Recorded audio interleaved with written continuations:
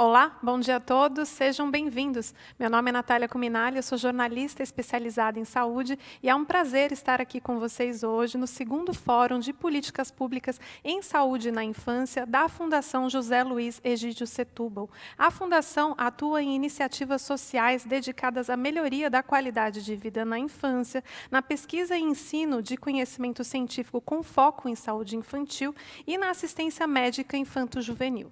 E o objetivo do nosso encontro hoje é justamente promover o debate e ampliar a discussão sobre 3 temas que são essenciais e urgentes no nosso país quando se trata de infância e adolescência: imunizações, saúde mental e segurança alimentar. Vou estar com vocês ao longo dessa manhã inteira e, desde já, eu quero agradecer a presença virtual de todos e também das pessoas que estão aqui presencialmente. Antes de convidar o Dr. José Luiz Egídio Setúbal, pediatra, presidente do Conselho do Hospital Sabará e da fundação que leva seu nome, para as palavras iniciais, eu gostaria de relembrar a nossa agenda de hoje. Começaremos com a apresentação de imunizações do Dr. Juarez Cunha, presidente da Sociedade Brasileira de Imunizações, a SBIM, e ele vai apresentar um levantamento que aborda a queda na cobertura vacinal. Quais foram as causas dessa diminuição e o que podemos fazer para reverter esse cenário? Após a exposição, vamos debater o tema com o Dr. Renato Kifuri, membro do Comitê Técnico, assessor do Programa Nacional de Imunizações, o PNI, do Ministério da Saúde e presidente do Departamento de Imunizações da Sociedade Brasileira de Pediatria. A segunda palestra será sobre saúde mental na infância e na adolescência. A apresentação será realizada pelo Dr. Christian Killing, professor de Psiquiatria da Infância e da Adolescência da Faculdade de Medicina da Universidade Federal do Rio Grande do Sul. Ele vai nos trazer evidências reunidas no White Paper sobre os transtornos mentais nessa fase, quais são os entraves no nosso país e as propostas de ação. Na sequência, vamos debater os pontos essenciais do paper com o Dr. Jair Mari, professor titular e chefe do Departamento de Psiquiatria e Psicologia Médica da Universidade Federal de São Paulo. Na terceira e última exposição, será a vez de falar sobre segurança alimentar com o Dr. Mauro Fisberg. Ele é pediatra, nutrólogo, assessor científico e coordenador do Centro de Excelência em Nutrição e Dificuldades Alimentares do Instituto Pense. Em seguida, convidaremos para o debate a doutora Maria Paula de Albuquerque, diretora clínica do Centro de Recuperação e Educação Nutricional da Unifesp, e a doutora Flávia Morissarte, professora associada da Escola de Artes, Ciências e Humanidades da Universidade de São Paulo. A ideia aqui é que em todos os painéis tenhamos espaço para debater as propostas para reverter e melhorar a situação que enfrentamos atualmente no nosso país. Então, aproveito para avisá-los que o nosso evento é interativo. Agora sim, a gente vai assistir um vídeo institucional da Fundação e, na sequência, o Dr. José Luiz Egídio Setúbal, pediatra, que é presidente do Conselho do Hospital Sabará e da Fundação que leva seu nome, fará a abertura do fórum. Imagine um espaço dedicado a cuidar da saúde das crianças no Brasil, onde saúde não é visto apenas como a ausência de doenças, mas um estado de completo bem-estar físico, mental e social. Imaginou? A Fundação José Luiz Egídio Setúbal acredita que uma infância saudável gera uma sociedade melhor. Com esse propósito, há 10 anos atuamos em iniciativas sociais para melhorar a qualidade de vida na infância. E a gente acredita muito naquela coisa de trabalhar a criança, na saúde da criança e na saúde de maneira global, né? De uma maneira holística, onde a gente não trata só do aspecto da doença, né? Do aspecto biológico. A gente tenta trabalhar nos aspectos biológicos, no aspecto psicológico e no aspecto social. Nossa missão? Promover a saúde infantil por meio da assistência, geração e disseminação de conhecimento. A assistência médica é realizada pelo Sabará Hospital Infantil. Considerado um dos melhores hospitais da América Latina, é o gerador de recursos financeiros para o propósito da Fundação. A humanização hospitalar é nossa vocação e o hospital investe nesta causa. Que este não é apenas um trabalho de entretenimento, não, apesar que entretém. Não entretém, Chapeuzinho? Sim, é um trabalho de amor, um trabalho de alegria, um trabalho de olho no olho, de conversa, de brincadeira, de refazer o quarto do hospital para um lugar mágico e surpreendente. A Fundação tem a missão de expandir o conhecimento em pediatria e incentivar estudos que gerem melhorias na assistência global à criança. O Instituto Pense é o protagonista neste campo. O Pense atua na produção de pesquisas científicas em parceria com universidades brasileiras e internacionais e investe na capacitação contínua de profissionais da saúde através do seu centro de ensino. E nossa intenção é priorizar os estudos e os projetos que tenham um impacto na qualidade de vida das crianças e que possam depois ser implementados em políticas públicas que melhorem essa qualidade de vida a nível nacional. Recentemente, ele inaugurou um novo espaço para dar vazão aos novos projetos, dobrando sua capacidade. Em 2019, teve início a pós-graduação em Psicologia e Saúde da Criança e a inauguração de um programa de residência médica.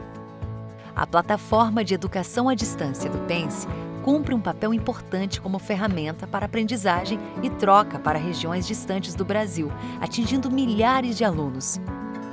Na área de projetos sociais, o Pense vem colhendo resultados excelentes.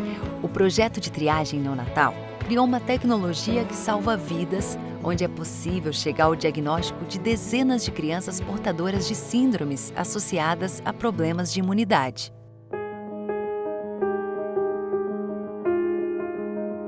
Um dos pilares da nossa fundação é a disseminação de informação sobre saúde infantil. Nossos canais nas mídias sociais se tornaram fontes de informação para pais, cuidadores e profissionais da saúde de todo o Brasil. A Fundação ampliou suas iniciativas e agora, junto ao hospital e o Pense, o Autismo e Realidade cumpre um propósito de difundir conhecimento, combater preconceitos e auxiliar na orientação de familiares, professores e cuidadores acerca do transtorno. Certificações e reconhecimentos recebidos ao longo dos anos nos honram, e isso nos atribui responsabilidades cada vez maiores. Logo no início da pandemia da Covid-19, quando São Paulo parou, o hospital rapidamente se mobilizou, implantou todos os protocolos de segurança e seguiu atendendo seus pacientes com a excelência de sempre. E o futuro está aí, e nós nos perguntamos: qual o mundo que queremos? Qual o país que pensamos para viver? Em 2015, a Organização das Nações Unidas propôs a Agenda 2030 para um mundo melhor. Esta agenda é um plano de ação para todos e cada um, a seu modo, pode ajudar fazendo sua parte. Nós da Fundação estamos fazendo a nossa. A cada ano traçamos objetivos em nosso planejamento estratégico que contemplam as metas. Nossa Fundação está crescendo e isso nos orgulha imensamente. O Sabará Hospital Infantil é referência. O Instituto Pense dobrou de tamanho. O Autismo e Realidade chegou ampliando nossos projetos e motivações. Somos procurados para estabelecer parcerias em iniciativas dentro e fora do Brasil. E assim seguimos, em equipe, focados em cumprir com a nossa missão: promover a saúde infantil no propósito de construir uma sociedade melhor.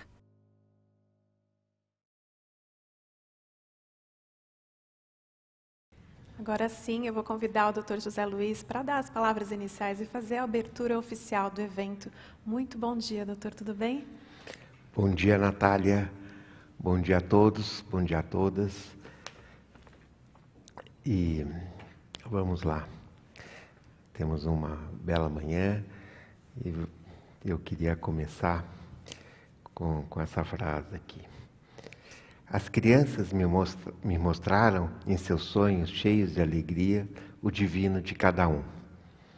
Elas lembram a preciosidade de cada vida, especialmente as mais jovens, intocadas pelo rancor, pelo preconceito ou pela ganância. Agora que o mundo está tão confuso, nós precisamos de nossas crianças mais do que nunca. Para curar o mundo, precisamos começar curando as nossas crianças. Com essas palavras, o Michael Jackson inicia uma das mais belas versões do clipe Heal the World, música onde ele pede para que nos unamos para um mundo melhor. Como católico, poderia ter usado as palavras das últimas encíclicas do Papa Francisco, Laudato Si e Fratelli Tutti, onde também ele pede pela salvação do planeta através da fraternidade e da misericórdia. Mas escolhi o Michael Jackson para iniciar esta fala, porque ele remete à inspiração das crianças, a mesma que me impulsiona. Há 10 anos instituí essa fundação, cujo propósito é uma infância saudável para uma sociedade melhor. É nisso que acreditamos, é por essa causa que lutamos. Nossa fundação é mantenedora do Sabará Hospital Infantil, referência na assistência pediátrica em São Paulo e no Brasil, e considerado um dos melhores hospitais pediátricos da América Latina. Ele também serve como campo de pesquisa e estágios para o Instituto Pense, o Centro de Estudos, Ensino e Pesquisa e Projetos Sociais da nossa fundação. Nesses 10 anos fizemos muita coisa e criamos uma estrutura para produzir cada vez mais e assim realizar o nosso propósito. O Brasil é um país tremendamente desigual, em várias dimensões, e nós, representantes da sociedade civil organizada, acreditamos na sua força para ajudarmos o país a resolver estas desigualdades. Afinal, nesta pandemia, ela foi responsável pela doação de 6,4 bilhões de reais, que não é pouca coisa, além de uma mobilização sem igual, nunca vista. Este segundo Fórum de Políticas Públicas em Saúde Infantil tem este objetivo. No nosso primeiro fórum, chamamos os representantes dos candidatos à presidência naquela época para discutirem seus planos de saúde infantil. Foi muito rico, embora, infelizmente, o candidato vencedor não tenha enviado ninguém. Claramente, não tinha o que dizer, como vimos nestes 2 anos de pseudo-governo nesta área. Passamos por momentos sombrios no país e a pandemia parece ter aumentado as trevas. Áreas importantes como educação e saúde estão sendo desestruturadas e corpos técnicos competentes estão sendo dispensados e substituídos por pessoas pouco afeitas a estas funções.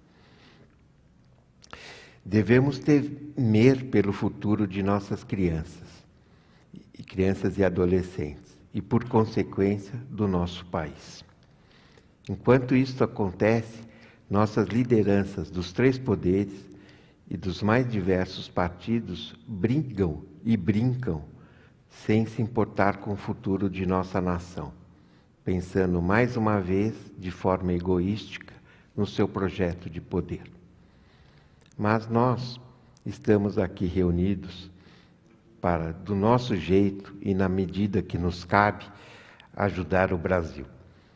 A situação nos obriga que seja de forma híbrida, aqui, alguns poucos, presencialmente aqui em São Paulo, e muitos outros virtualmente pelo Brasil, para discutir 3 temas que escolhemos no meio de 2019, quando planejávamos o nosso congresso e esse fórum, mas que em fevereiro, com as notícias da pandemia, adiamos os convites e suspendemos tudo em março. Quando voltamos a discutir o que faríamos em julho, vimos que os temas escolhidos não só mantinham a sua atualidade, como tinham ganho importância devido à pandemia. Discutiremos essa manhã como estamos e o que devemos fazer para melhorar a imunização no Brasil. Já fomos referência mundial e acabamos com a polio e sarampo, mas nos últimos anos estamos piorando nesse quesito. As últimas notícias sobre o planejamento de vacinação em massa para a Covid-19 são preocupantes. Abordaremos essa temática com os doutores Juarez Cunha e Renato Kifuri. Depois teremos a oportunidade de abordar um dos maiores problemas de saúde do século XXI, pelo menos a meu ver, o de saúde mental, e sob o ponto de vista da criança e do adolescente, que é muito pouco abordado, principalmente no aspecto de saúde pública, o que parece muitas vezes ignorar este problema. Lembrando que na pandemia, com o isolamento social, esses problemas se agravaram de maneira geral, sobretudo com a violência doméstica. Para isso, teremos as vozes dos doutores Christian Killing e Jair Mari. Para terminar, vamos discutir o tema da segurança alimentar, que sempre foi um dos maiores problemas da desigualdade social. E com a crise econômica decorrente da pandemia e com a suspensão dos subsídios sociais, deve piorar. Para isso, o Dr. Mauro Fisberg montou uma equipe multidisciplinar da maior qualidade para fazer esse debate e propor alguns caminhos. Finalizo agradecendo em nome da doutora Fátima Rodrigues, a toda a equipe do Instituto Pense, também a Luciana Munaretti e a Márcia Woods pela organização e a realização desse fórum. Aos professores que tão generosamente aceitaram participar e a todos que aqui estão, de alguma forma, ajudando a melhorar o nosso Brasil. Muito obrigado. Muito obrigada, doutor. Eu anotei um trechinho da sua fala inicial. Agora que o mundo está tão bagunçado, precisamos das crianças mais do que nunca. E, de fato, acho que quando o Michael Jackson escreveu isso, ele não imaginava que, nesse momento atual, o mundo está mais bagunçado ainda e a gente precisa muito mais ainda, né? Próximo painel, a gente vai falar sobre saúde mental. Para exposição, eu convido o Dr. Christian Killing, que é professor de psiquiatria da infância e da adolescência da Faculdade de Medicina da Universidade Federal do Rio Grande do Sul. Ele fundou e coordena o programa de depressão na infância e na adolescência do Hospital das Clínicas de Porto Alegre. Seja muito bem-vindo, Dr. Christian. Tudo bem? Bom dia. Tudo bem, bom dia, Natália. Bom dia a todos. Agradeço muito o convite para estar falando aqui com você sobre um tema que é um tema que não é fácil de falar, que muitas vezes a gente prefere evitar, deixar um pouco de lado, mas é um tema que é fundamental para todos nós, que é a nossa saúde mental, que são os problemas de saúde mental. Agradeço muito o convite do Dr. José Luiz, do Dr. Jair Mari, para estar aqui conversando hoje sobre esse tema. Deixa eu só projetar compartilhar a minha tela aqui.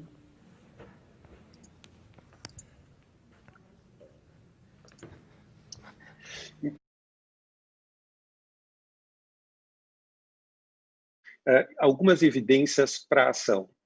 Em termos de conflitos de interesse, é importante, né, que eu diga que o grupo que eu coordeno, o Programa de Depressão na Infância e Adolescência, o PRODIA, recebe financiamento apenas de organismos públicos ou organismos privados sem fins lucrativos, como a Charity MQ, tanto do Brasil quanto do exterior. E eu coloquei aqui embaixo, né, as agências nacionais, não porque elas são menos importantes, mas, pelo contrário, foram a base do nosso grupo de pesquisa, foram financiamentos do CNPq, da CAPES e da FAPERGS, aqui do Rio Grande do Sul, que infelizmente nesse momento o Brasil, né, não está podendo oferecer financiamento para pesquisa em saúde, né, de maneira geral em ciência, na realidade local, que é uma coisa muito triste, né, e muito preocupante para a política pública de maneira mais ampla. Mas eu sempre faço questão de destacar que esses financiamentos foram fundamentais para o desenvolvimento do nosso grupo. Talvez a principal mensagem que eu gostaria que ficasse, né, da nossa conversa aqui hoje é essa, de que não existe saúde sem saúde mental. Esse mantra, por assim dizer, que nós psiquiatras, né, e outros profissionais de saúde mental, psicólogos e tantos outros enfatizam repetidamente, talvez desde 2007 isso ficou, né, um lema bastante forte aí, a partir de uma publicação, uma série de artigos que saiu no Lancet, ele é muito importante para a gente pensar a saúde mental como indissociável dos outros aspectos da saúde. Quer dizer, historicamente a saúde mental era vista como uma coisa separada, talvez até o ambiente de cuidado para pessoas com problemas de saúde mental normalmente era mais marginalizado, né? A gente tinha locais fora dos centros de cuidados de saúde. Felizmente, né, nas últimas décadas, no mundo inteiro, inclusive aqui no Brasil, essa integração começou a acontecer de maneira bem mais efetiva. E aí eu gosto sempre de uma frase que o professor Jair Mari traz, né, que, linkando com a frase anterior, né, de que não existe saúde sem saúde mental, talvez se a gente lembrar um pouco do Caetano Veloso, dizendo que de perto ninguém é normal. Então, de perto ninguém é normal, não há saúde sem saúde mental. Esse é um lema do professor Jair que eu gosto bastante de repetir. Mas o que é, então, essa tal de saúde mental? Obviamente, a gente tem múltiplos conceitos, múltiplas maneiras de definir o que é a saúde mental. Eu trouxe uma aqui, que vê a saúde mental como a capacidade cognitiva, emocional e comportamental que permite a cada indivíduo realizar o seu próprio potencial em relação ao seu estágio de desenvolvimento, a lidar com estressores da vida cotidiana, a estudar ou trabalhar de modo produtivo e frutífero e contribuir para a sua comunidade. Então, não é pouca coisa. Essa definição está ancorada numa comissão publicada pelo Lancet em 2018, uma comissão que se focou em desenvolvimento sustentável e saúde mental global, que parte de alguns princípios, né? De que a saúde mental é um bem público e essencial ao desenvolvimento sustentável. Que os problemas de saúde mental existem num contínuo, ou seja, quando a gente fala de saúde mental ou de transtornos mentais, a gente não está falando de um fenômeno tipo tudo ou nada, né? Presença ou ausência. Os fenômenos de saúde mental eles existem em maior ou menor grau distribuídos na população. Para fazer uma boa analogia aqui, seja a pressão arterial, a glicemia, quer dizer, não é um fenômeno presente ou ausente, existe num contínuo. Ao mesmo tempo que a gente fala do ponto de vista populacional, é muito importante a gente sempre lembrar que a saúde mental de cada pessoa é única. A gente tem, claro que dentro de um paradigma de medicina baseada em evidências, a gente vai se guiar muito por médias populacionais, médias amostrais, mas quando a gente está frente a um paciente, a gente tem que lembrar que cada pessoa tem uma história, uma jornada única em relação à sua própria saúde mental. E, por fim, talvez um aspecto ainda pouco discutido na nossa realidade, no nosso meio aqui no Brasil, olhar para a saúde mental como um direito humano básico, né? Algo que talvez historicamente vem sendo negligenciado, a gente poder reconhecer isso como um direito humano básico e focando em crianças e adolescentes, um direito de desenvolvimento emocional, comportamental e cognitivo básico. Então, saúde mental é problema de crianças e adolescentes e aqui a gente tem que fazer, né, um reconhecimento histórico de que a própria psiquiatria e a psicologia também, até pouco tempo atrás, olhava para a infância, às vezes questionando a presença de transtornos mentais. O meu foco de trabalho, tanto do ponto de pesquisa quanto assistencial, que é a depressão na infância e adolescência, até poucas décadas atrás, alguns paradigmas dominantes dentro dos conceitos de saúde mental acreditavam que depressão não existia em criança, que era uma coisa que só começava um pouco mais tarde, porque o aparelho psíquico não estava desenvolvido o suficiente para poder ter uma depressão. Então, são fenômenos que muito recentemente, se a gente for comparar com outras áreas da saúde e da medicina, estão sendo reconhecidos, estão sendo estudados de maneira sistemática. Mas hoje eles já estão na mídia, de certa maneira, né? Estão na linguagem popular, de certa maneira. Quer dizer, quando a gente fala de TDAH, o transtorno de déficit de atenção e hiperatividade, transtorno obsessivo-compulsivo, eu tenho um toque, né? Eu estou meio bipolar, o transtorno bipolar. Então, essa linguagem, esses diferentes transtornos, eu não coloquei todos aqui, isso aqui é só uma ilustração de alguns dos mais prevalentes ou mais importantes na área da infância e adolescência. Eles ganharam, né, a linguagem popular, o imaginário popular, melhor dizendo, né, e se fala deles de maneira bem mais aberta. A gente ainda enxerga claramente estigma relacionado a transtornos mentais, transtornos mentais na infância e adolescência muitas vezes carregam um estigma maior ainda, né? Por diversos fenômenos, aspectos mais estruturais, aspectos interpessoais, aspectos que muitas vezes pais, mães podem ter, né, que são responsáveis por levar crianças aos cuidados médicos, cuidados de saúde de maneira geral, podem ficar receosos a levar, né, uma criança, um adolescente para um profissional de saúde para falar de transtornos mentais com receio de a se atribuir uma determinada culpa, eventualmente, né, uma imagem, uma ideia de que a culpa é dos pais, por exemplo, por um transtorno mental. Então, a gente vê diversas barreiras relacionadas ao estigma e dos próprios profissionais de saúde, né? Como eu estava falando, dentro da própria saúde mental, mas também fora da saúde mental. Não, esse é um paciente psiquiátrico, esse é um paciente que não é para mim, né?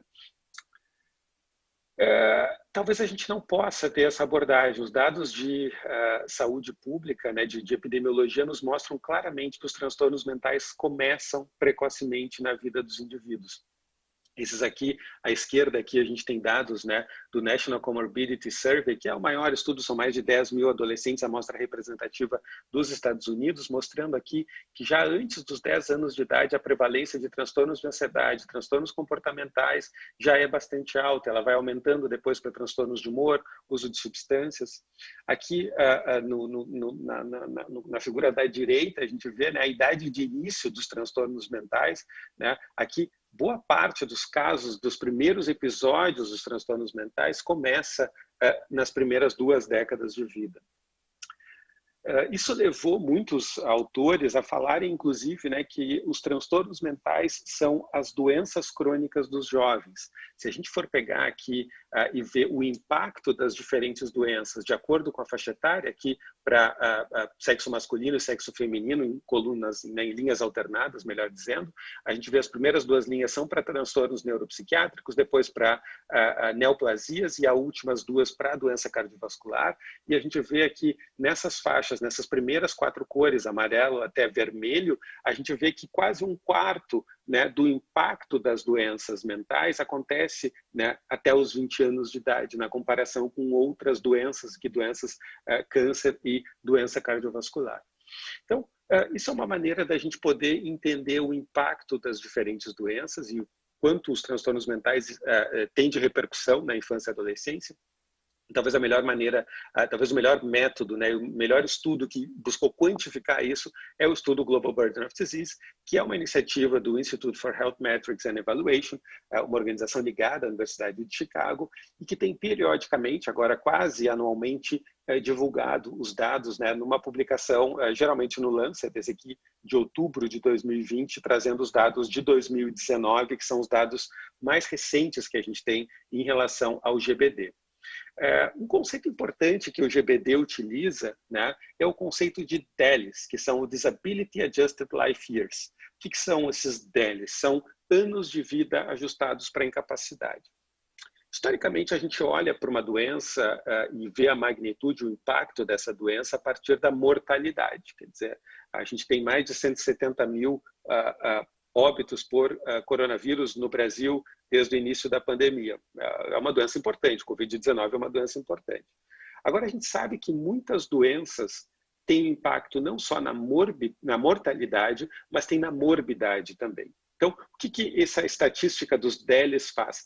Ela soma os anos de vida perdidos, né, por mortalidade, com os anos vividos por incapacidade, vividos com incapacidade, melhor dizendo. Então, são aqueles anos em que o indivíduo segue vivendo, mas com uma redução importante na sua qualidade de vida.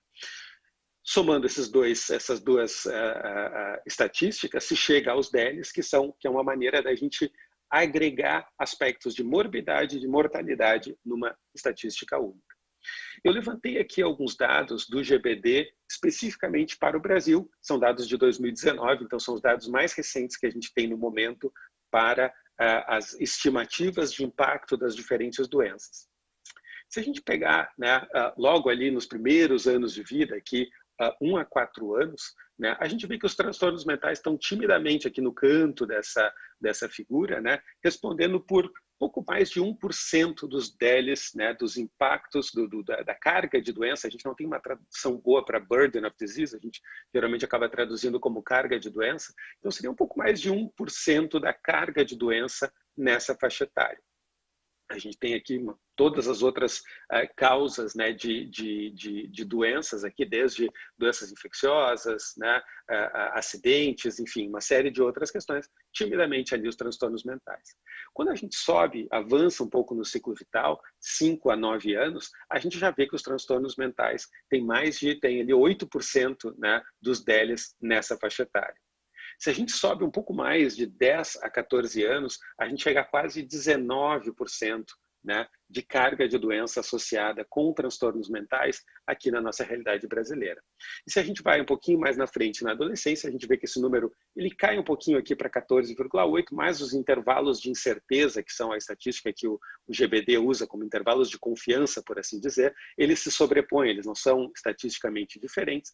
E eu chamo a atenção aqui em verde à direita, que a gente vê, né, aspectos relacionados à autolesão crescendo muito. Vou voltar um slide aqui, se a gente vê de 10 a 14 anos, né, violência interpessoal e aspectos relacionados à autolesão crescendo muito. Então, na verdade, aquela proporção dos transtornos mentais lá diminui, mas a gente tem outros aspectos relacionados à autolesão e suicidalidade aumentando bastante nessa faixa etária.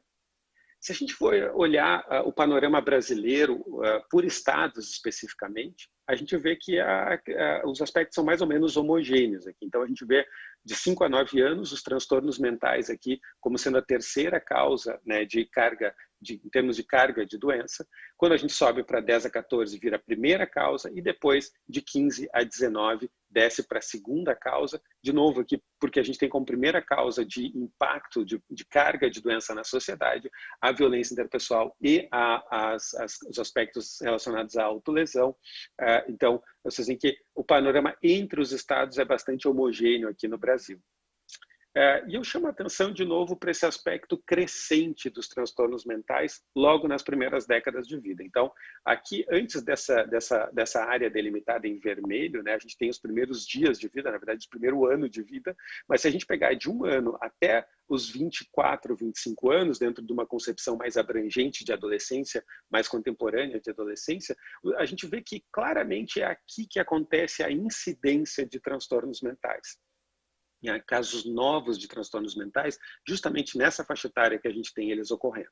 A gente tem aqui, por exemplo, né, em verde claro, o transtorno de conduta, aqui em roxo, aqui essa área maior, são os transtornos de ansiedade, em roxo mais claro, aqui os transtornos depressivos, o uso de substância. Então, ao mesmo tempo que esse é um período que a gente tem um aumento importante de incidência, essa parece ser uma janela extremamente importante para prevenção e para tratamento precoce. Então, assim, uma prevenção focada tanto na prevenção da incidência, mas também uma prevenção mais secundária, focada, né, em aspectos de reduzir o impacto do transtorno mental, mesmo que ele venha a aparecer.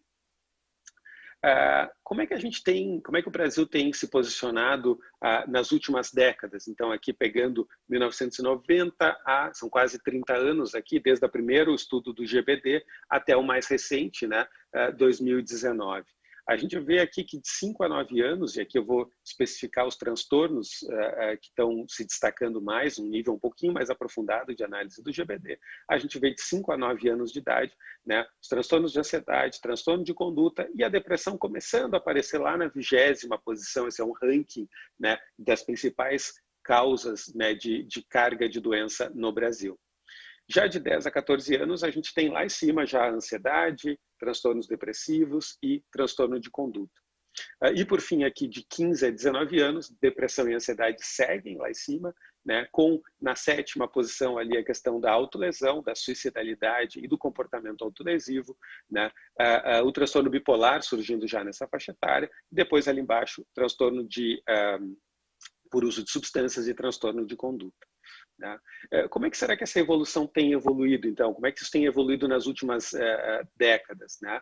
Aqui a gente vê que, individualmente, cada transtorno, boa parte deles estão subindo de posição em relação ao ranking geral. Mas, em termos absolutos, isso tem aumentado ou tem diminuído, né? Quando a gente faz aqui uma análise em termos de DELs por 100 mil habitantes, né? Então isso a gente estabiliza o crescimento populacional, mas a gente vê o impacto, né, para essa faixa etária que eu peguei especificamente de 15 a 19 anos, a gente vê que, apesar de ter uma ligeira curva ali aumentando 2004, 2005 ali, se a gente pegar o intervalo de incerteza aqui, há um quadro mais ou menos estável do ponto de vista do impacto dos transtornos mentais na adolescência.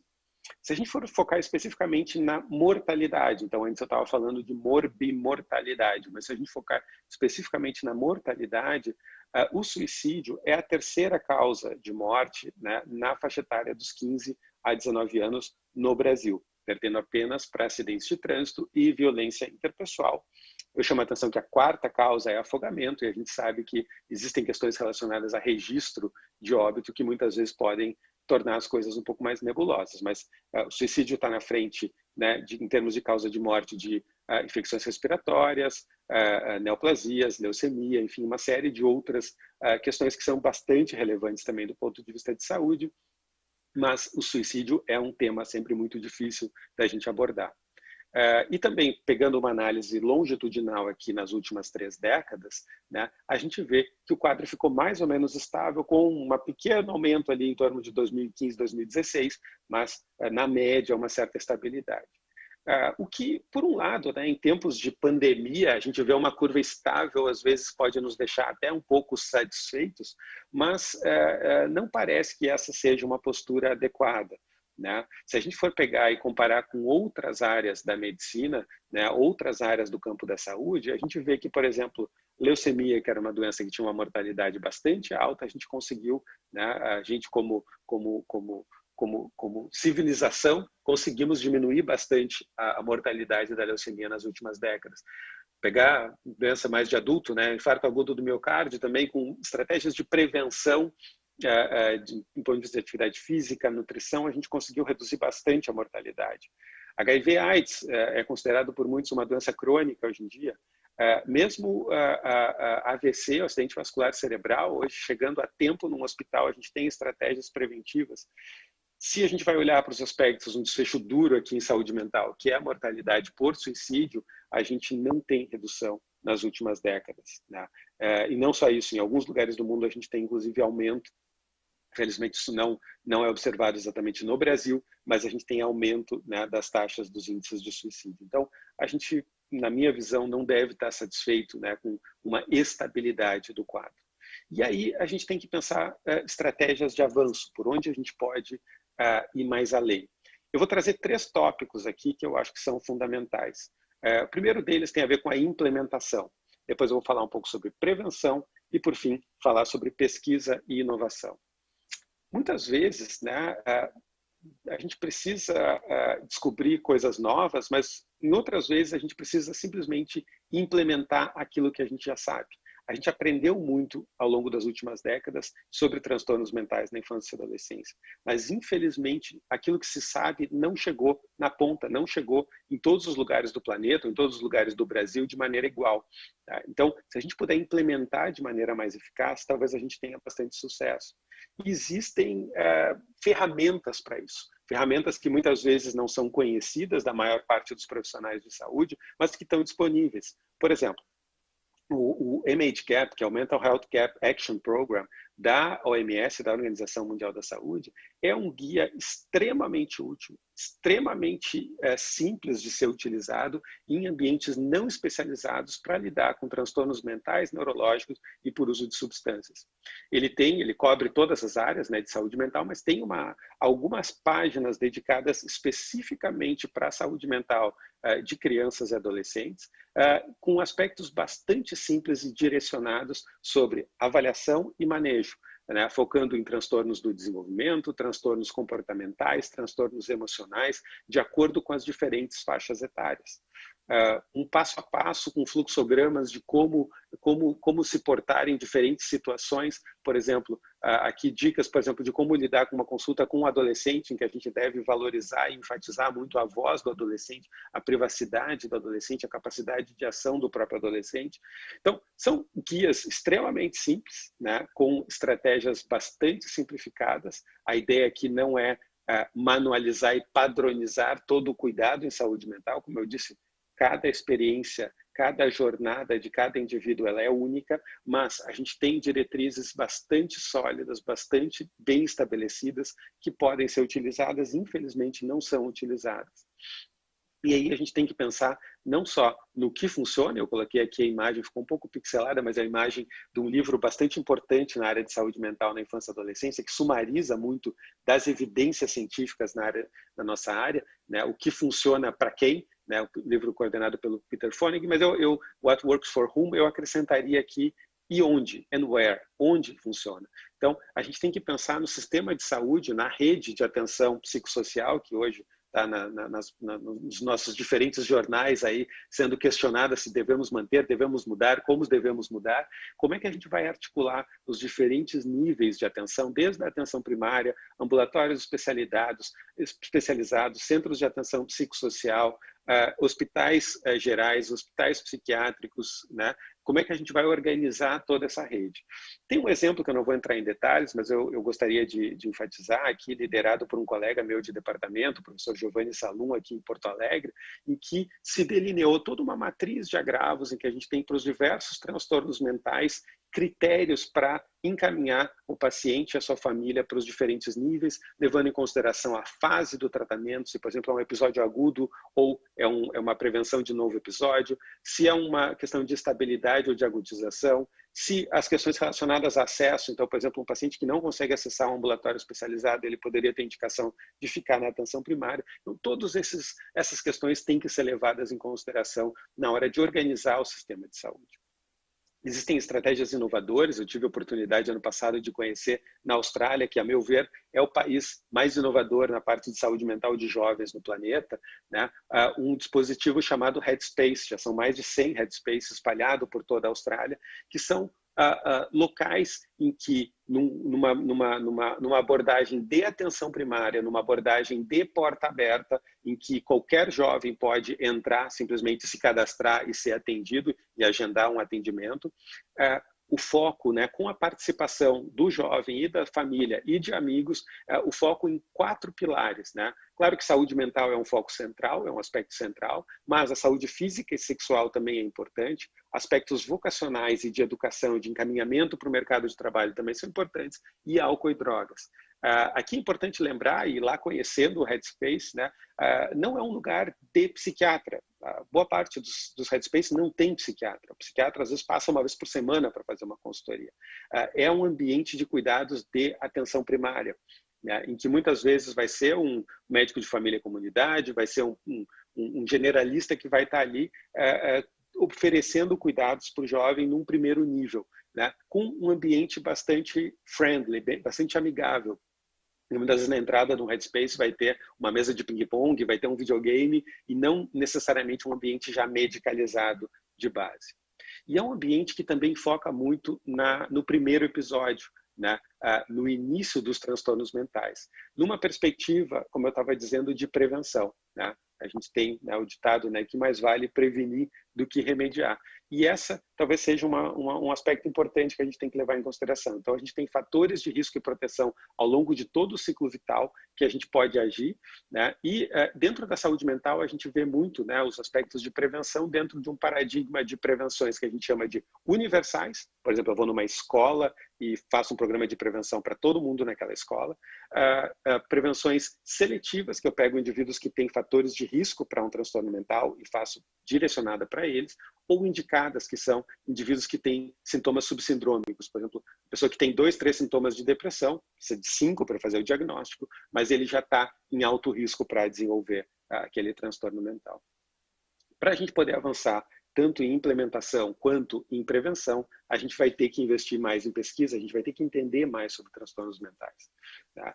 Esses aqui são dados do Reino Unido, né, em que a gente vê que para cada pessoa afetada no Reino Unido são apenas 9 pounds que são investidos em pesquisa em saúde mental, na comparação com 228 pounds para câncer, por exemplo.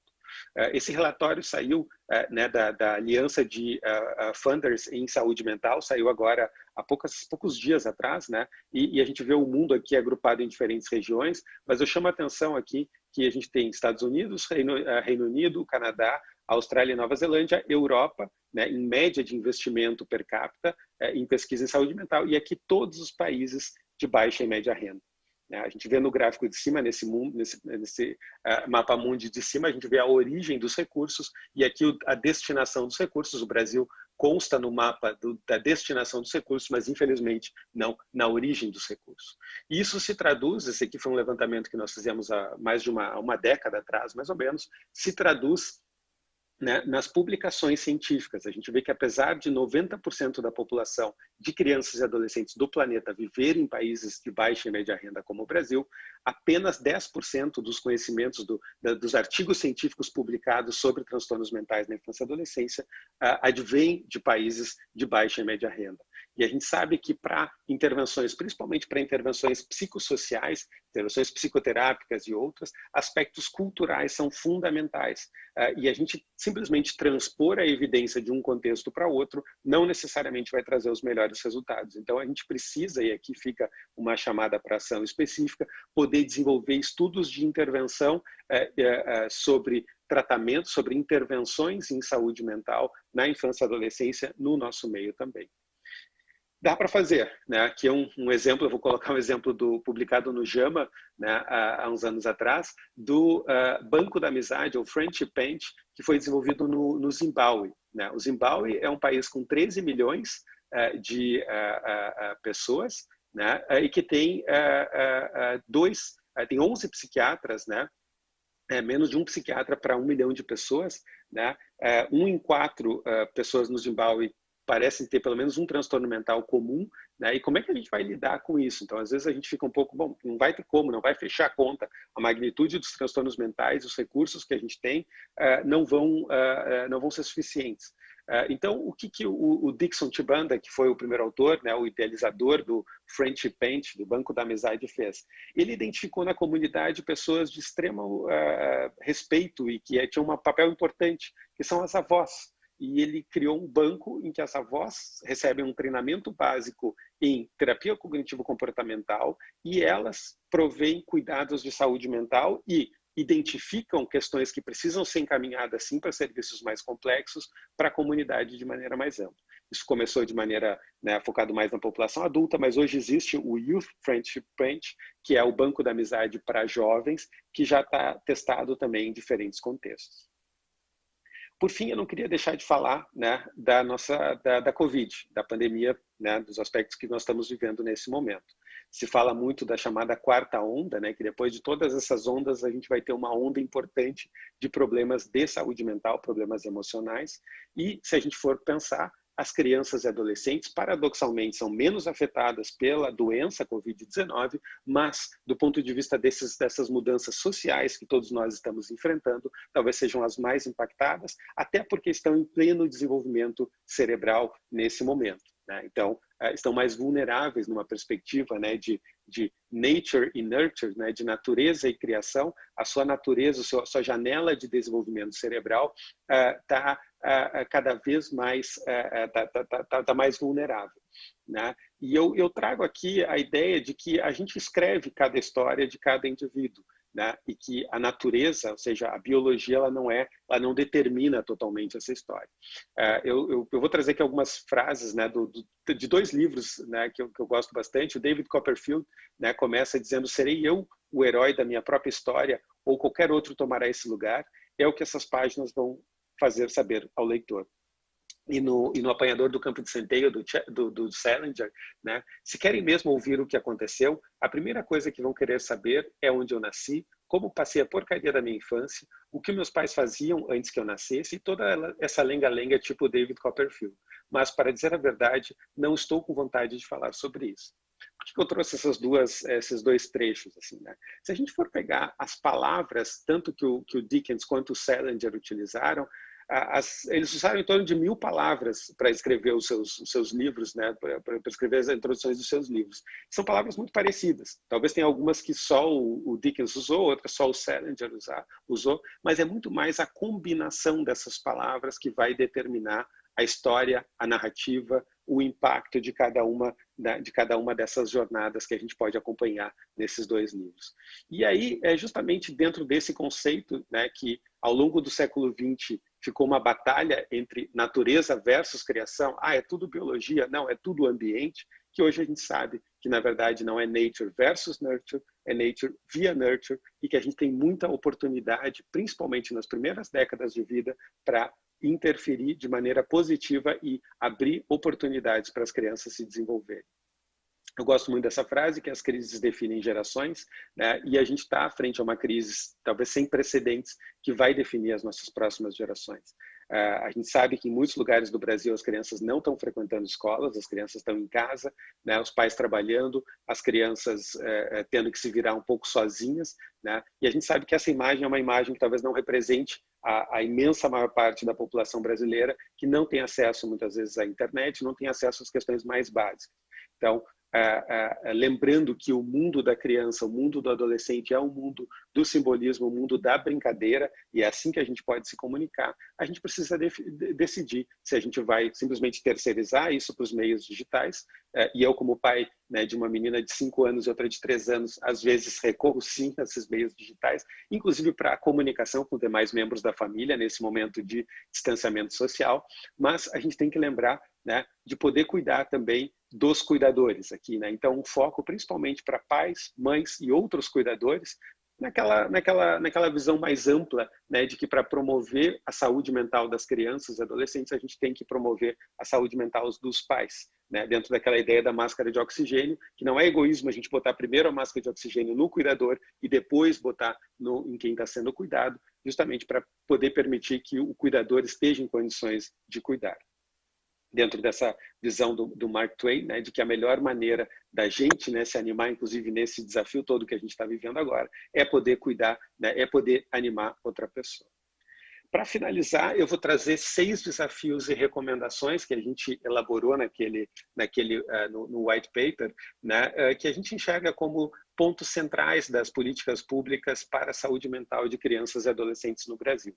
Evidentemente, eles não são exaustivos, mas são pontos que para nós são fundamentais para a gente pensar os desafios atuais. Então, integrar a saúde mental de crianças e adolescentes às estratégias de saúde geral. Então, pensar em aspectos de atenção pré-natal, de campanhas de vacinação, de saúde, programas de saúde na escola e incluir a saúde mental como parte integral, intrínseca desses programas. Né? Utilizar pesquisas, por exemplo, pesquisas que já estão coletando dados populacionais, como a pesquisa de saúde do escolar, e usar essas ferramentas para coletar dados sobre saúde mental, para a gente poder ter dados relevantes e consistentes e longitudinais, né, dentro da realidade brasileira. O segundo ponto aqui, tornar efetiva a Política Nacional de Saúde Mental no que diz respeito a crianças e adolescentes. Então, estabelecer, né, a avaliação de serviços com indicadores, formulação de metas relacionadas ao cuidado da saúde mental de crianças e adolescentes, integrar dados e prontuários em sistemas digitais para regulação, referenciamento e estratificação de risco, por exemplo, e estudos de implementação em contextos diversos, com apoio e orientação para análise dos diferentes cenários. Ampliar a força de trabalho, terceiro ponto, né, trazendo aspectos de saúde mental para a formação de todos os profissionais de saúde, para a formação de professores, né, e treinamento de profissionais leigos, por assim dizer, não especialistas, né, inclusive com estratégias de telemedicina e telesaúde. Ponto 4 aqui, ampliar a pesquisa para além da coleta de dados sobre prevalência de transtornos mentais, então com o estabelecimento de parcerias internacionais, coortes, observatórios de evidência, né, e principalmente, como eu mencionei, estudos de intervenção, né, focadas, a meu ver, principalmente em estratégias psicossociais que têm toda uma relevância cultural específica. Por fim, aqui, aliás, não, a penúltimo, né, o ponto 5, fortalecer e ampliar o engajamento para a participação, trazendo famílias, crianças e adolescentes em campanhas para reduzir o estigma, divulgar oportunidades de contribuir com serviços, né, estabelecer estratégias de advocacy e ter a participação ativa. No nosso grupo, a gente está criando agora um Youth Advisory Council, em que adolescentes vão nos ajudar a pautar, inclusive, que projetos de pesquisa nós vamos trabalhar no nosso grupo, né, e pensar junto com a gente a análise de dados, a publicação dos dados depois. E não tem como, né, ficar de fora, principalmente falando de gerações mais jovens, né, dos aspectos digitais, das tecnologias digitais, né? Levantar os sistemas já disponíveis que a gente pode usar atualmente, né? Lembrando que a prevalência do uso de smartphones e outras tecnologias é bastante grande, cada vez mais crescente no nosso meio, né? Mas para isso, claro, a gente vai ter que desenvolver pesquisas, desenvolvimento, questões éticas de privacidade e tudo mais adaptados para a realidade brasileira.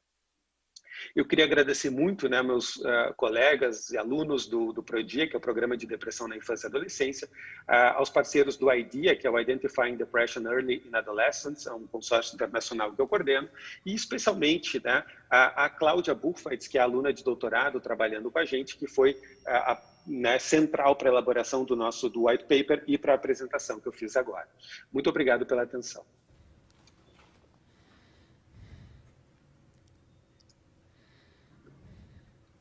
Muito obrigada, Dr. Christian.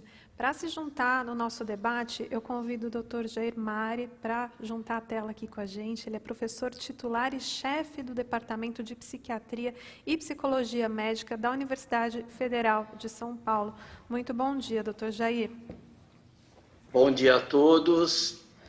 Gostaria de parabenizar muito, como sempre, a conferência do Christian, realmente muito completa, muito bem feita, e também parabenizar o Instituto por trazer esse tema tão importante que pode ajudar-nos muito nessa integração que consideramos essencial da psiquiatria com a pediatria e outras, com a neuropediatria, né, com a neurologia, com a psicologia, enfim, com várias outras profissões. Mas o interesse aqui é principalmente a questão da pediatria, que tem um papel importantíssimo. Então, parabenizar o professor Dr. José Luiz Setúbal, a doutora Fátima Rodrigues, né, por essa iniciativa de ter aberto esse espaço para o debate. Eu acho que o Christian colocou muito bem essa ideia, né, do nature via nurture, né? Quer dizer, nós temos um tripé no surgimento dos transtornos mentais. É a vulnerabilidade biológica, genética, é a interação dessa biologia com toda a experiência individual ambiental, e nós temos a questão da macroeconomia, né? E que no Brasil fez da pandemia o que em inglês se chama uma sindemia, porque ela afeta de forma muito desigual as subpopulações urbanas, rurais, principalmente as subpopulações urbanas, onde as periferias contam um ambiente de violência, de tráfico de drogas, com ausência de saneamento básico, né? E de exclusão digital, que o Christian levantou nas suas 6 recomendações, muito interessantes, Christian, essas 6 recomendações.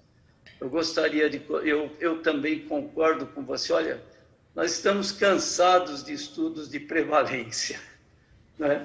Nós já sabemos que realmente a prevalência de transtornos mentais é muito elevada, mas nós precisamos sim pensar o que nós podemos fazer realmente para mudar a realidade do país. E chama atenção, né, o número baixo que nós temos de profissionais de saúde mental. Nós não chegamos a ser uma África, mas nós temos problemas importantes ainda de formação de profissionais bem formados na área de saúde mental da infância e adolescência. Nós precisamos ampliar muito, mas não podemos deixar de colocar também essa questão que você trouxe, que é de treinarmos outras pessoas. Não é? Você trouxe a ideia do Zimbábue, né? Trouxe a experiência do Zimbábue.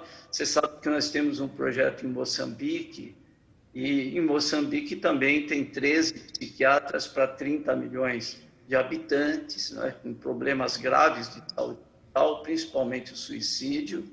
E em Moçambique eles treinaram os técnicos em psiquiatria, por exemplo, que são enfermeiros, pessoas que fizeram biologia e que aprendem 2 anos de saúde mental e são distribuídos nas diferentes áreas geográficas do país para poder ajudar a minimizar a questão da saúde mental. Eu traria para você algumas coisas importantes. Olha, eu acho que a gente tem um estudo de coorte muito relevante no Brasil acontecendo, não é? Entre as universidades Federal do Rio Grande do Sul, da Unifesp e da nossa USP aqui, né?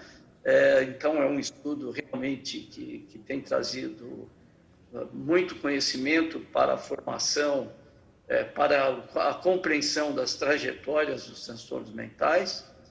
Em termos de saúde pública, nós estamos...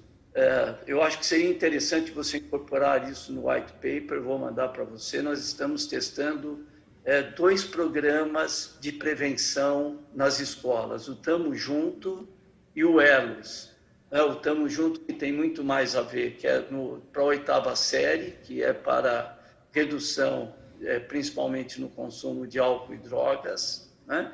E do 1º ao 4º ano, de comportamentos disruptivos, o programa Elos. Por quê? Porque eu acho que é fundamental nós testarmos, né, programas, a eficácia de programas antes de expandi-los e fazermos uma adaptação cultural, que é muito importante, né, verificar se eles realmente podem se desenvolver na nossa cultura, né, no nosso país, e também traria para você a questão de treinamento em videomodulação. Eu devo ter mandado esse projeto para vocês, esses artigos, onde nós montamos vídeos de treinamento para crianças com autismo.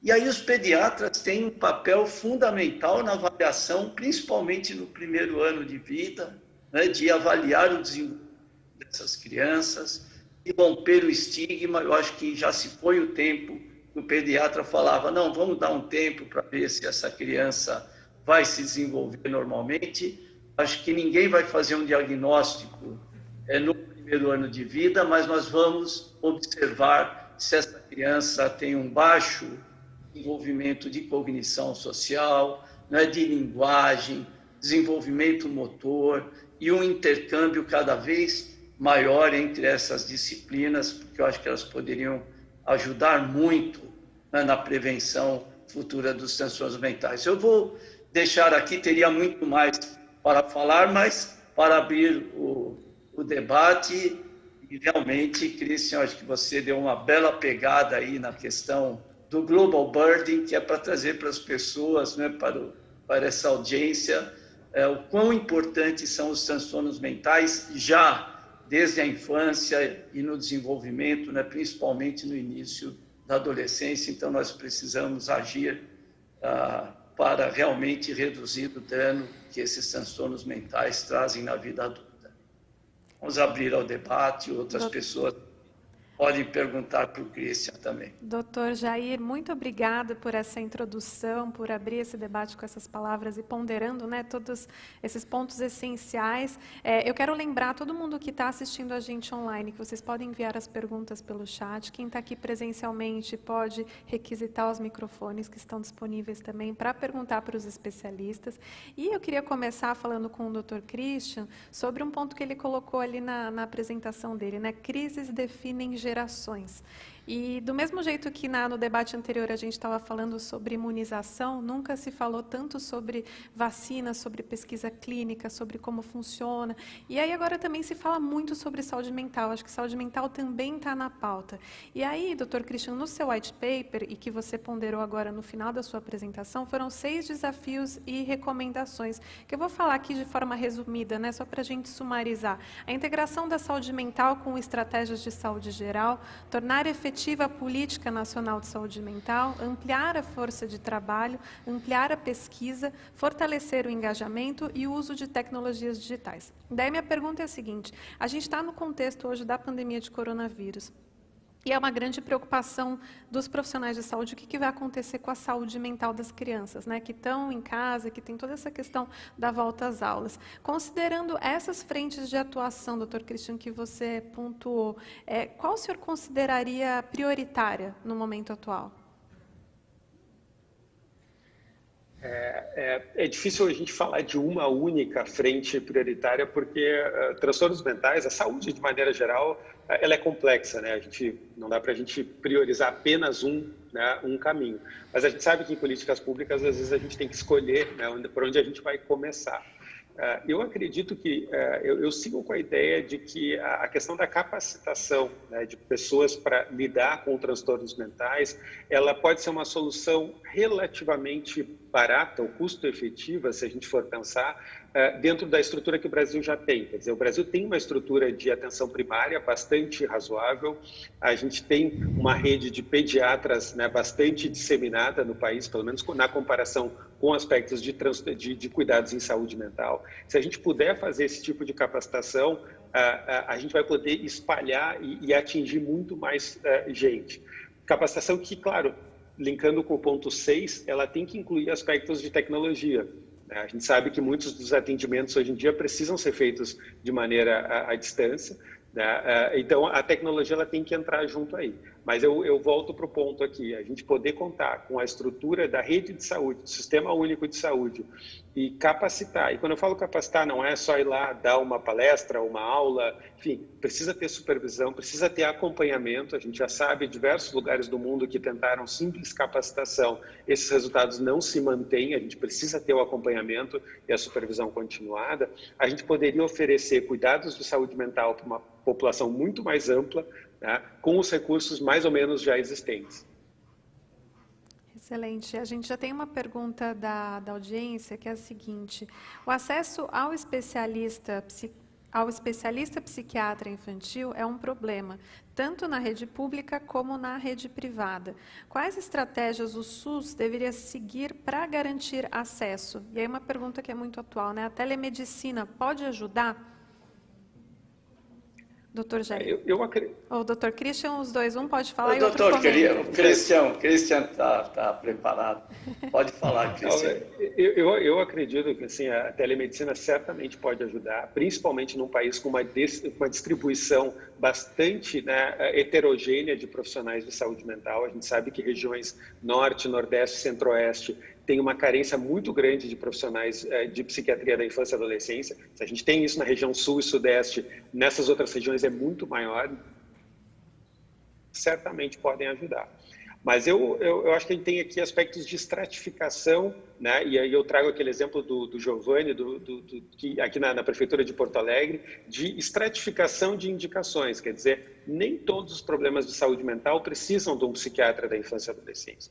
Até porque país nenhum do mundo vai fechar essa conta, né? Estados Unidos, Suécia, o país que for, não vai fechar a conta. A prevalência dos transtornos mentais, a gente não vai ter psiquiatra suficiente.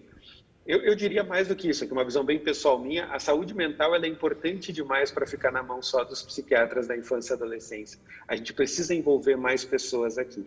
E a gente precisa organizar o sistema para poder entender quem pode ser manejado na atenção primária, quem pode ser manejado por um pediatra, por um médico de família, por um psicólogo, quem precisa realmente de um psiquiatra da infância e adolescência, porque a gente sabe que a gente tem um número bastante reduzido no nosso país e que não vai fechar a conta. Então, a gente tem que racionalizar o fluxo de pacientes, seja no ambiente público, seja na rede privada também, que preciso dizer que, infelizmente, no Brasil, a assistência privada de saúde mental, ela não é muito melhor do que a assistência pública. Às vezes, ela deixa mais a desejar, inclusive, do que em alguns locais de assistência pública. Então, a gente tem carências em ambos os sistemas no Brasil.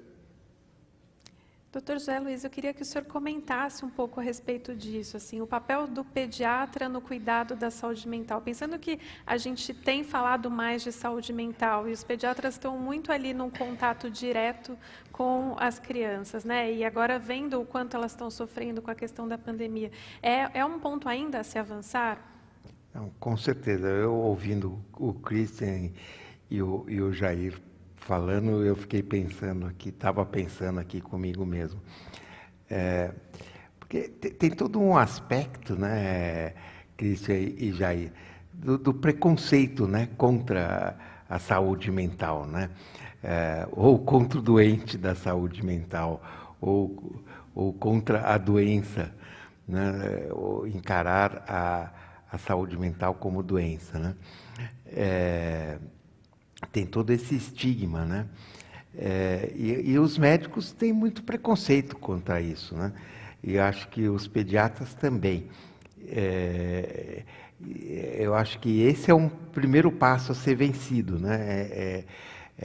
Convencer os pediatras e os médicos de maneira geral. Eu acho que com o aumento, né, como o Christian mostrou na apresentação dele, da incidência da doença nessa faixa etária, eu acredito que os colegas estão cada vez mais entendendo isso como uma doença e não como uma manha, uma birra, esse aspecto, né? Então fica mais fácil de convencê-los a encarar isso, a estudar e a procurar uma formação onde ele possa ajudar aquele paciente, né? Então eu encaro isso como não só necessário, né? E acho a gente nos nossos congressos, o Christian até fez uma palestra sobre depressão, a gente sempre traz temas de saúde mental, a gente trouxe gente para falar de transgêneros, trouxe outros aspectos de saúde mental, que é muito importante levar isso para o pediatra geral. Então, eu acho imprescindível que o pediatra, na formação dele, tenha uma formação importante de saúde mental. Como eu disse no meu discurso aí, eu acredito que seja um dos problemas mais importantes na saúde no século XXI, né? E esse papel de reduzir o estigma se dá justamente com informação e com treinamento e disseminando mais todos esses problemas de saúde mental e os casos, né, Dr. Christian, Dr. Jair? É isso mesmo, Natália. É fundamental, né, nós combatermos o preconceito. Nós somos humanos, ninguém é perfeito, né? As pessoas não pedem para ter uma esquizofrenia, um transtorno afetivo bipolar, uma depressão.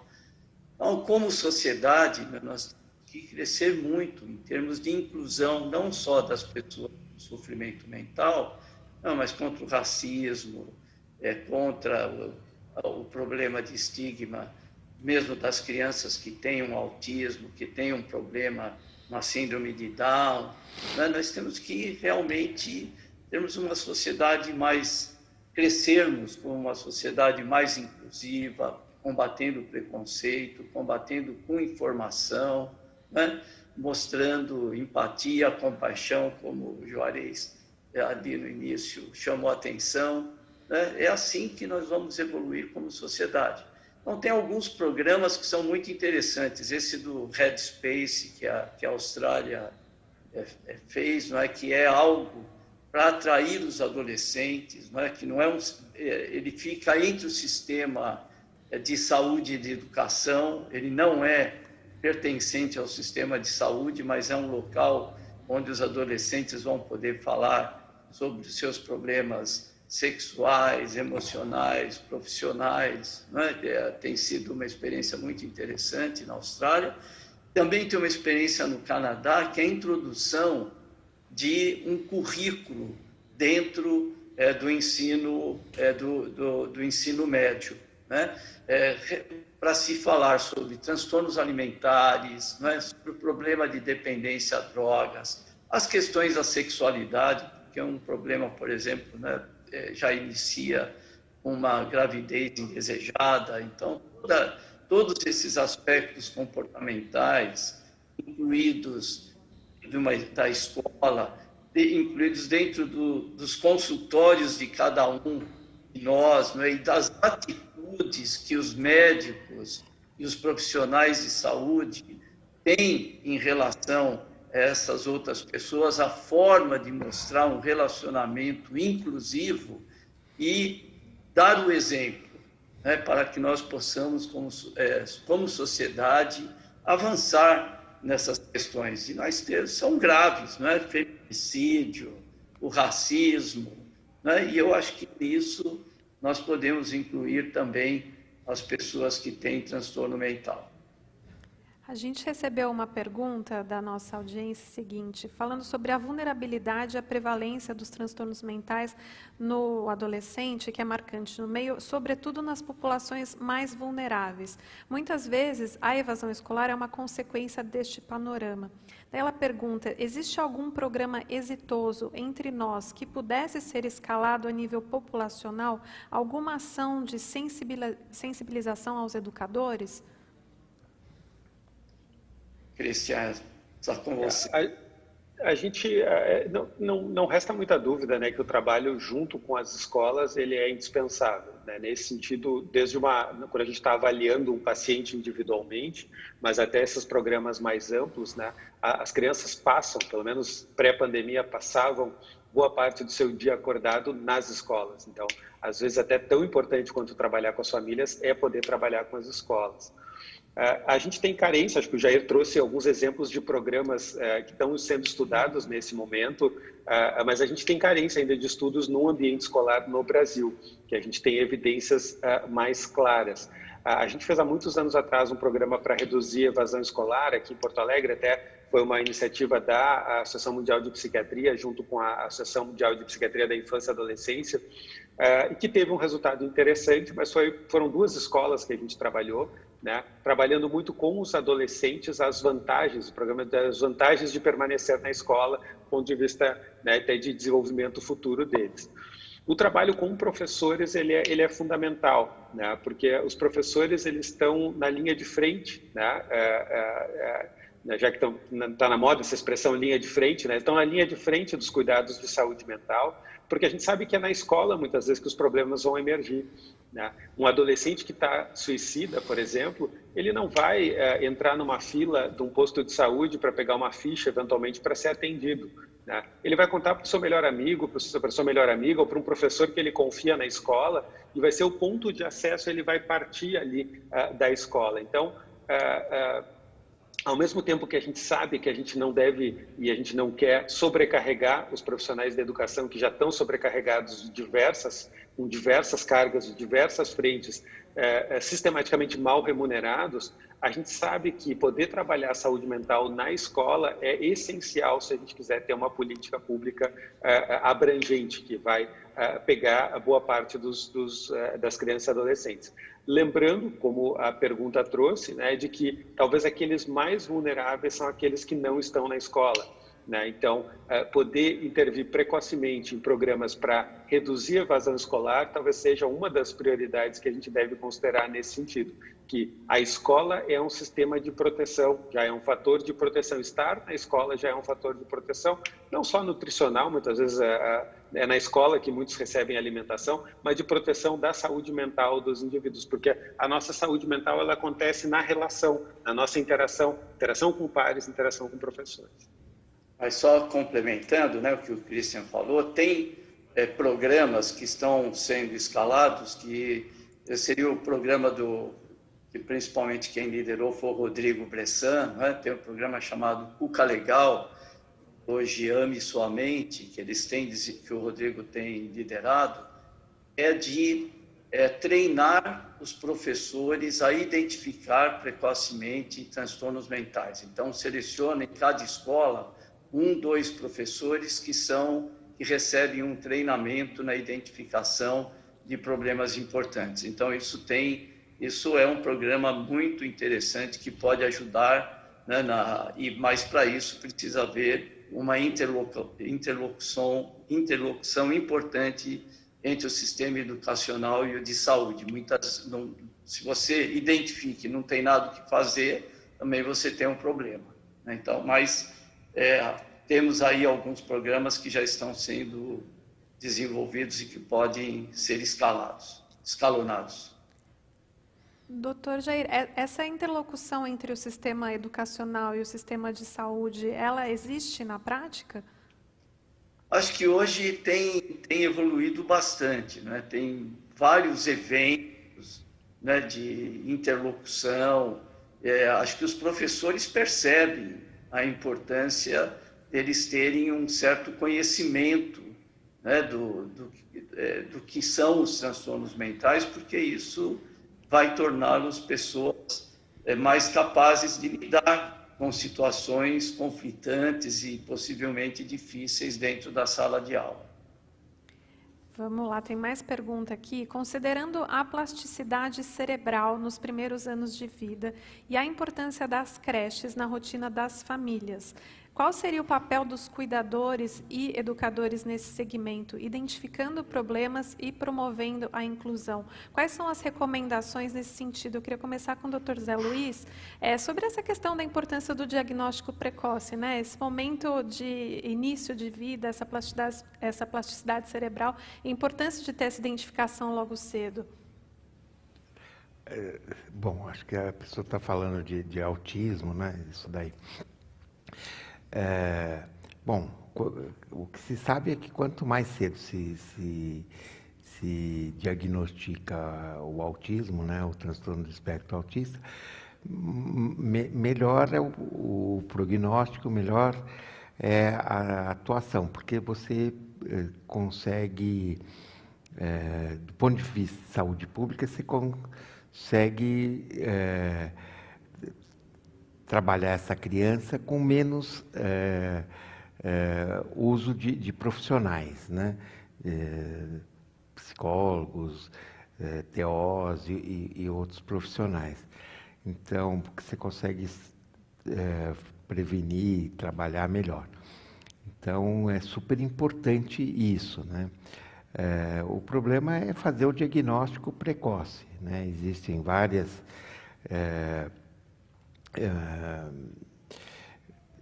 técnicas, né? Várias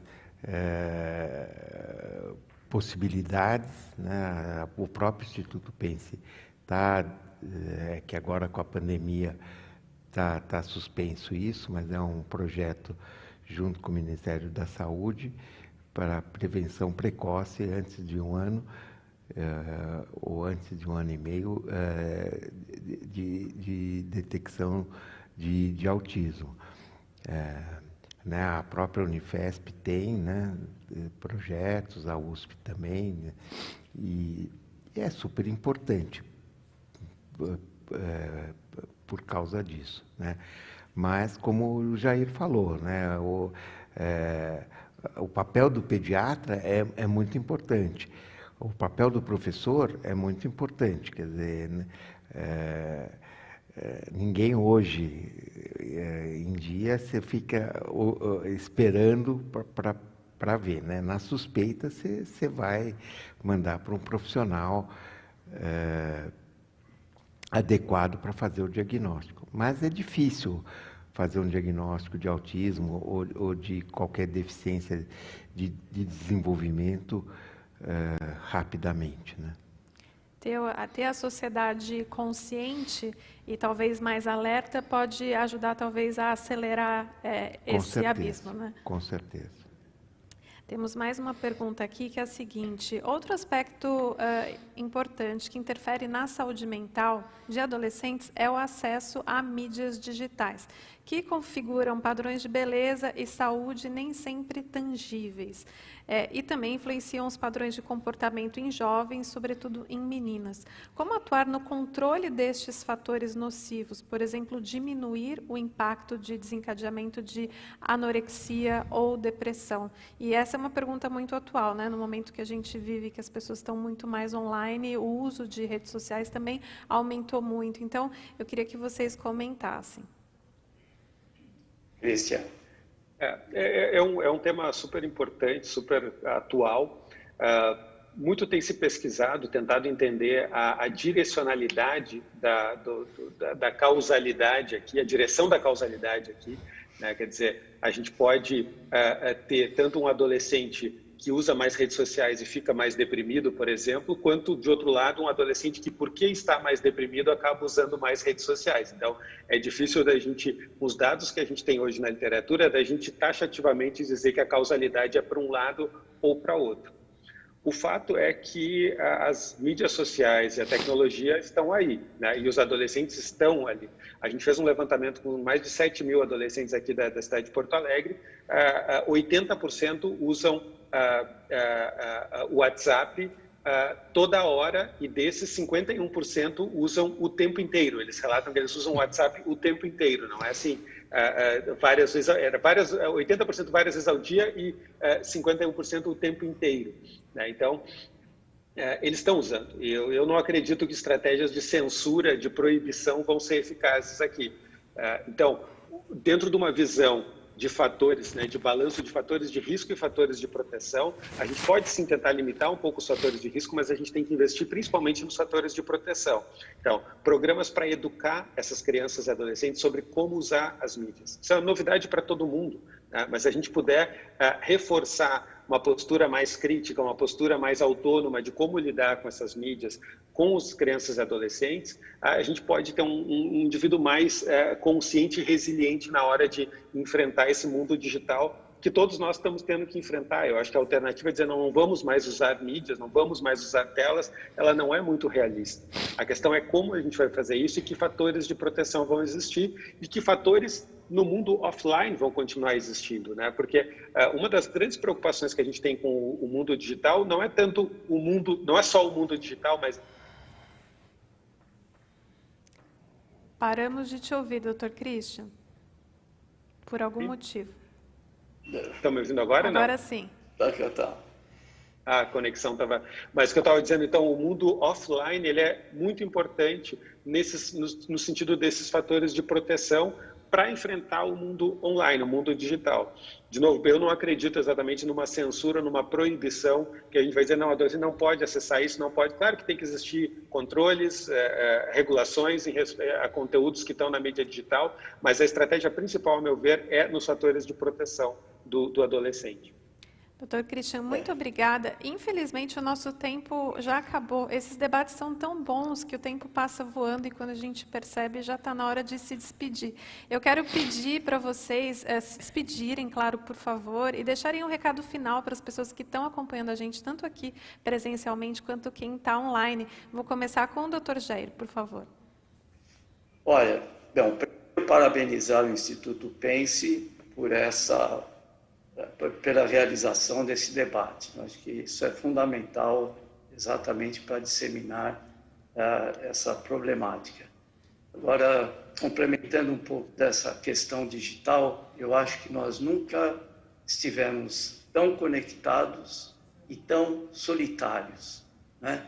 Então, nós nos tornamos pessoas pausáveis. Você está participando de um evento e você tem que dar conta de um paciente que está sendo internado, você tem que dar conta de várias outras situações, né? Então, essa tecnologia que veio para nos libertar, será que realmente está nos libertando, né? Nós achávamos que isso criaria espaço para um ócio criativo, quando, na verdade, nós estamos cada vez mais estressados e mais sobrecarregados de informação. E, enfim, é só uma questão para reflexão. Isso daria um outro debate, né, doutor Jair? Doutor Christian, a sua despedida, por favor. Então, também parabenizo, agradeço ao Instituto Pense, à Fundação, por ter aberto esse espaço para aspectos relacionados à saúde mental de crianças e adolescentes. E eu volto para aquele slide inicial da minha apresentação.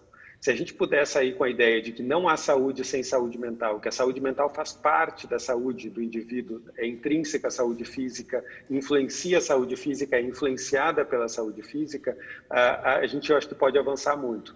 Se a gente puder promover isso, principalmente na formação dos novos profissionais de saúde, de educação, acho que a gente pode ter uma nova geração que vai olhar para esses problemas precocemente, com menos estigma e enxergando mais oportunidades. Muito obrigada, Dr. Zé Luiz. Então, obrigado, Jair, obrigado, Christian, e acho que acho que foi muito bom, né? E acho que a Fundação tem e o Instituto Pense tem quase que obrigação de pôr, depois desse debate, a formação de saúde mental como uma das prioridades, né, Fátima? Nos nossos, no nosso escopo de formação de profissionais de saúde. Então, obrigado a vocês e foi muito bom. Obrigado. Obrigado.